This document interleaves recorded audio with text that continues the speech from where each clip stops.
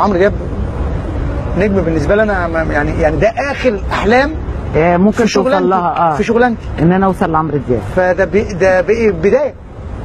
يعني انا رايح فين بقى؟ ده انا ما عملتش حاجه خالص، لسه اول حاجه في حياتي اكتبها. خلصت فيه كل الكلام واحنا بنسجلها كتبت لها عودوني على لحن. يعني انا رايح اجيب عمرو الطاوي من البيت ونروح الاستوديو، فلقيته بيسمعني تيمه، كتبت عليها عودوني، فرحت سمعتها لعمرو دياب برضو. فكنا الاستوديو 2 كابينه، هو واخده كله عشان يبقى هو لوحده في الاستوديو. فسيبنا الكابينه دي الصغيره الكبيره ودخلنا في الكابينه الصغيره، عملنا عودوني، فاتعملوا الاغنيتين في نفس التوقيت. عودوني عودوني عليك احبك، عودوني وعلموني هواك. عودوني ايه؟ عملت فيها ايه؟ لعبت سولو القانون اللي فيها. وهو كان سولو قانون ومعاه عود. يعني مش يعني بنسجل مع بعضينا، يعني هو صوت واحد يعني. وكمان صورت الاغنيه.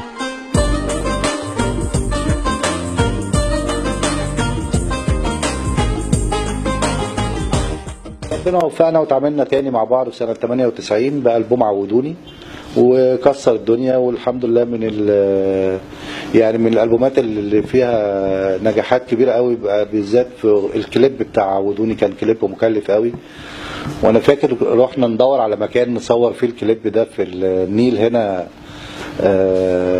في القاهرة لغاية منطقة في ناحية طريق الجيزة. ما عرفناش نلاقي مكان مناسب لغاية ما طارق العريان والمساعدين لقوا مكان في أسوان.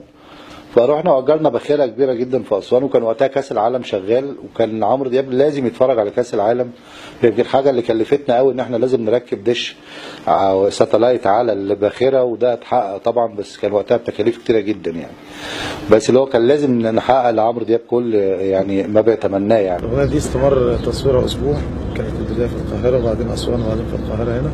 الأغنية فكرتها جديدة، استعمال الهليكوبتر واستعمال مراكب شراعية، وصورنا في معبد فيلة، والاهتمام بجماليات بلدنا والآثار. استعملنا نوبيين، مجموعة من النوبيين، استعملنا موديلز من مصر ومن بره ومن أوروبا ومن حتت كتيرة. عشت عمري قبل منك يوم، واما جيت لي تاني عشت كله في يوم جالي مكالمة من جون مالكوفيتش، أظن ده الفنان العالمي فنان جون مالكوفيتش. وجه مصر هو يوم الثورة أنا فاكر. لا ما جاش يوم الثورة، جه في المهرجان. لا ده شون بان. ده شون بان. جون مالكوفيتش جه كضيف عندنا في مهرجان السينما، وايام ما كان مهرجان السينما مزدهر، وايام ما كان بيجيب اهم نجوم عالميه من العالم بيجوا مصر وبينبهروا بمصر.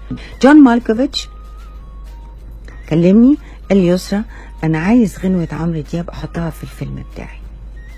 قلت له انا هتصل بعمرو وهشوف اذا يرضى يديها لك ولا لا.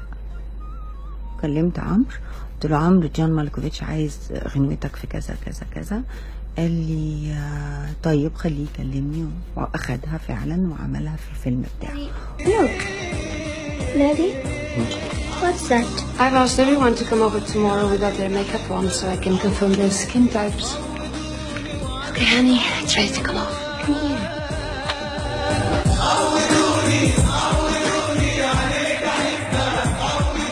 عودوني وعلموني هواك.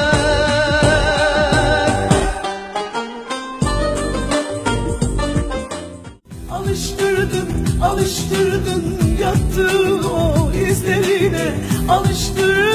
Alıştırdın beni.